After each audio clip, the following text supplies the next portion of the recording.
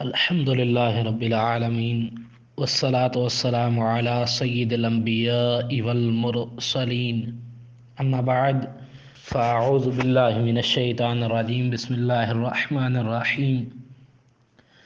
فاہم رجب المرجب course جاری و ساری ہے جس کا آج 7واں لیکچر ہے۔ ہم معراج کے موضوع پہ کلام کر رہے تھے۔ معراج کا واقعہ سننے کی سعادت حاصل کی، اس کے بعد معراج جسمانی ہے یا روحانی، اس پہ کلام کرنے کی سعادت حاصل ہوئی۔ اس کے بعد اگلا لیکچر معراج کی حکمتوں کے بارے میں تھا کہ جو اللہ تعالیٰ نے حضور کو یہ معجزہ عطا فرمایا، اس میں حکمتیں کیا کیا تھیں۔ آج کا موضوع معراج کے تحفے، یعنی کہ حضور علیہ السلام کو جو معراج کرائی گئی اس میں تحفے کیا کیا عطا ہوئے۔ آج انشاءاللہ عزوجل اس بارے میں کلام کرنے کی سعادت حاصل کریں گے۔ حضور نبی کریم صلی اللہ تعالیٰ علیہ وسلم کو مختلف طائف عطا ہوئے، مختلف چیزوں سے رب تبارک و تعالیٰ نے مشرف فرمایا۔ ان میں سب سے پہلی اور بڑی چیز جو ہے وہ ہے دیدار باری تعالیٰ، یعنی کہ حضور نبی کریم صلی اللہ تعالیٰ علیہ وسلم کو اللہ تعالیٰ نے اپنا دیدار کرایا، جس سے آج تک حضور علیہ السلام کے علاوہ جاگتی آنکھوں سے کوئی انسان مشرف نہ ہو سکا، یعنی کہ کوئی مخلوق رب تبارک و تعالیٰ کا دیدار نہ کر سکی۔ علامہ شہاب الدین احمد خفاجی رحمۃ اللہ تعالیٰ علیہ یہ فرماتے ہیں کہ صحیح مذہب یہ ہے کہ نبی صلی اللہ علیہ وسلم نے شب معراج سر کی آنکھوں سے اپنے رب کو دیکھا، جیسا کہ اکثر صحابہ کرام کا مذہب ہے۔ یاد رہے کہ دنیا میں جاگتی آنکھوں سے پروردگار کا دیدار صرف سرکار نامدار کا خاصہ ہے، یعنی کہ یہ حضور علیہ السلام کے ساتھ خاص ہے۔ صرف وہ ہیں جنہوں نے جاگتی آنکھوں کے ساتھ رب تبارک و تعالیٰ کا دیدار دنیا میں کیا، اس کے علاوہ نہ کسی نے کیا اور نہ کوئی کرے گا۔ ہاں انشاءاللہ عزوجل جنت میں رب تبارک و تعالیٰ کا دیدار ہم مسلمان بھی کریں گے۔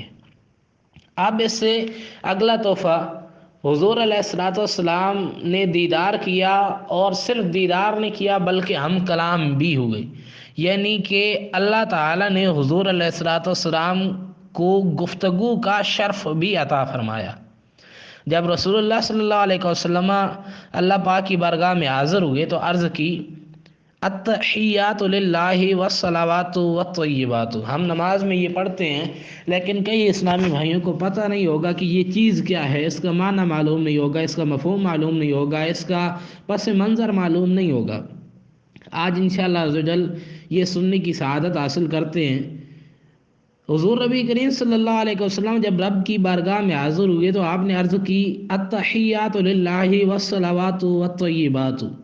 اس کا مطلب یہ ہے کہ تمام قولی، بدنی اور مالی عبادتیں اللہ تعالیٰ کے لیے ہیں۔ اب آگے سے اللہ تعالیٰ نے ارشاد فرمایا، السلام علیکہ ایہا النبی ورحمۃ اللہ وبرکاتہ، یعنی کہ اے نبی مکرم، آپ پر بھی سلام ہو اور آپ پر اللہ تعالیٰ کی رحمتیں ہوں اور برکتیں ہوں۔ اب یہاں ایک بہت مزے کی بات جس کو پڑھ کے سن کے لطف آتا ہے کہ یہاں حضور علیہ السلام پر سلام بھیج دیا گیا تھا، لیکن حضور کی امت سے محبت دیکھیں، حضور امت سے کیسا پیار کرتے ہیں وہ دیکھیں کہ حضور علیہ السلام نے چاہا کہ سلام میں آپ کی امت کا بھی حصہ ہو، اس لیے عرض کی، السلام علینا وعلی عباد اللہ الصالحین، یعنی ہم پر اور اللہ تعالیٰ کے نیک بندوں پر بھی سلام ہو۔ تو یہ یہاں اپنی امت کو بھی یاد رکھا، اس اہم موقع پہ اتنے بڑے معجزے کے دوران بھی اپنی امت کو یاد رکھا۔ یہاں سے اندازہ لگایا جا سکتا ہے کہ حضور اپنی امت سے کتنا پیار کرتے ہیں۔ اب جب یہاں تک کلام ہو گیا السلام علینا وعلی عباد اللہ الصالحین تک، تو آگے حضرت سیدنا جبرائیل امین علیہ السلام اور تمام آسمانی فرشتوں نے کہا، اشہد ان لا الہ الا اللہ و اشہد ان محمدا عبدہ و رسولہ، یعنی میں گواہی دیتا ہوں کہ اللہ عز و جل کے علاوہ کوئی معبود نہیں اور محمد صلی اللہ علیہ وسلم اللہ کے بندے اور رسول ہیں۔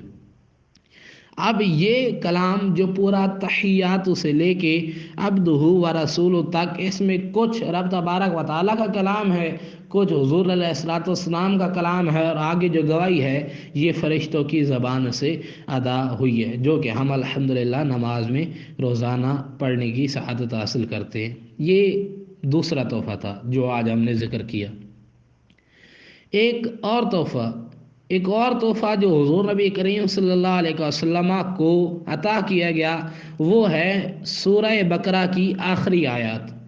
ہوا کچھ یوں کہ معراج کی رات اللہ تعالیٰ نے جب حضور علیہ الصلوۃ والسلام کو اپنے پاس بلایا تو یہ دو آیتیں جو حضور نبی کریم صلی اللہ علیہ وسلم کو عطا ہوئیں وہ سورہ بقرہ کی آخری دو آیات تھیں۔ اور علماء نے لکھا ہے، تفسیر روح البیان میں لکھا ہے کہ یہ جو دو آیات حضور علیہ الصلوۃ والسلام کو معراج کی رات عطا کی گئیں یہ جنت کے خزانوں میں سے۔ یہ آیات ہر ایک کی اپنی فضیلت ہے، ہر ایک کا اپنا مقام ہے، لیکن یہ جو دو آیات ہیں یہ خصوصاً شب معراج کو حضور علیہ الصلوۃ والسلام کو ڈائریکٹ، یعنی کہ حضور علیہ الصلوۃ والسلام نے جو رب تبارک و تعالیٰ سے ملاقات کی، جو دیدار کیا، اس میں رب تبارک و تعالیٰ نے حضور علیہ الصلوۃ والسلام کو یہ تحفہ عطا فرمایا۔ ایک اور چیز وہ ہم امت کے فائدے کے لیے، دونوں چیزیں امت کے فائدے کے لیے ہیں، اور اس میں سے پہلی یہ کہ معراج کی رات امت محمدی کو بخشش کی بشارت دی گئی۔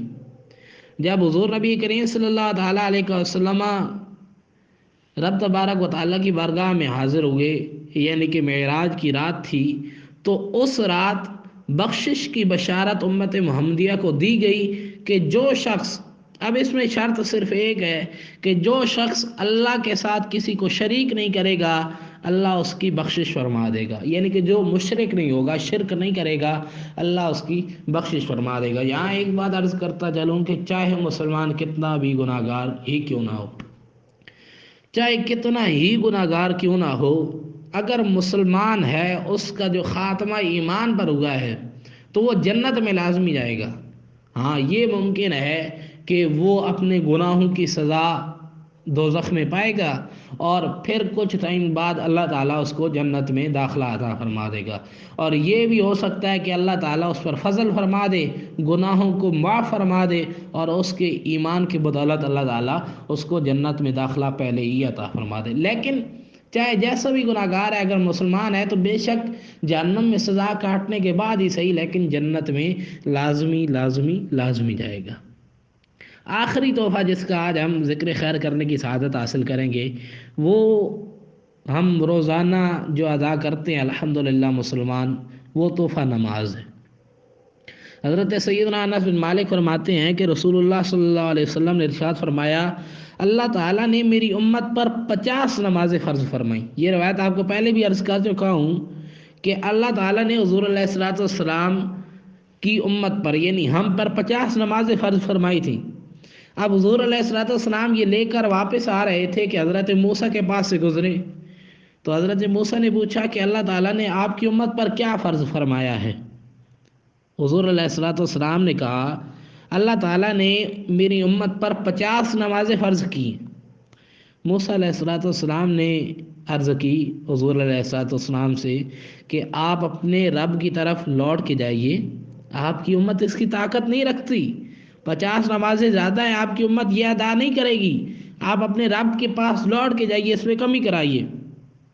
نبی کریم صلی اللہ علیہ وسلم فرماتے ہیں کہ میں واپس رب کی بارگاہ میں گیا تو اللہ تعالیٰ نے ایک حصہ معاف فرما دیا۔ فرماتے ہیں کہ میں پھر موسیٰ کی طرف لوٹا اور انہیں اس کی خبر دی، انہوں نے کہا آپ اپنے رب کی طرف واپس جائیے، آپ کی امت اس کی طاقت بھی نہیں رکھتی۔ نبی کریم نے فرمایا میں اپنے رب کے پاس واپس لوٹا تو رب تبارک و تعالیٰ نے فرمایا نمازیں 5 ہیں اور حقیقت میں 50 ہی ہیں، ہمارے ہاں فیصلے میں تبدیلی نہیں کی جاتی۔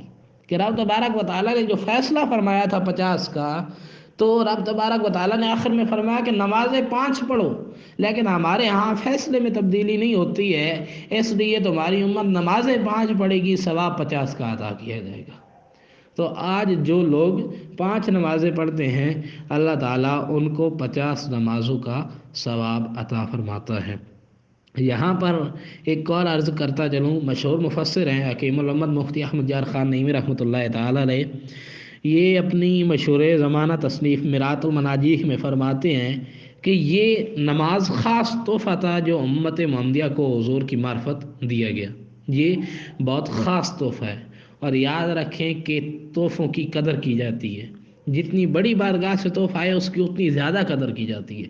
ہمیں کوئی وزیر اعظم دے دے، کوئی MNA دے دے، کوئی SHO دے دے، کوئی DSP دے دے، کوئی MPA دے دے، کوئی دنیاوی وڈیرہ دے دے تو ہم قدر کرتے ہیں، ہم اس تحفے کو سنبھال کے رکھتے ہیں کہ یہ تحفہ فلاں نے دیا تھا۔ کسی کی یادداشت تو ہم سنبھال کے رکھتے ہیں کہ یہ اس فلاں کی یاد ہے، لیکن یہ جو نماز رب کی طرف سے تحفے میں دی گئی ہم اس کی قدر نہیں کر رہے، ہم اس کو ادا نہیں کر رہے۔ ہمارے پاس ہر کام کا ٹائم ہے، نماز پڑھنے کا ٹائم نہیں ہے۔ تو میرے پیارے بھائیوں، نماز پڑھو، نماز کی پابندی کرو، اس نماز کے صدقے اللہ تعالیٰ دنیا میں بھی کامیابی عطا فرمائے گا اور آخرت میں بھی کامیابی عطا فرمائے گا۔ دعا ہے اللہ تعالیٰ سے عمل کی توفیق عطا فرمائے، آمین بجاہ النبی الامین صلی اللہ تعالیٰ علیہ وسلم۔ السلام علیکم ورحمۃ اللہ وبرکاتہ۔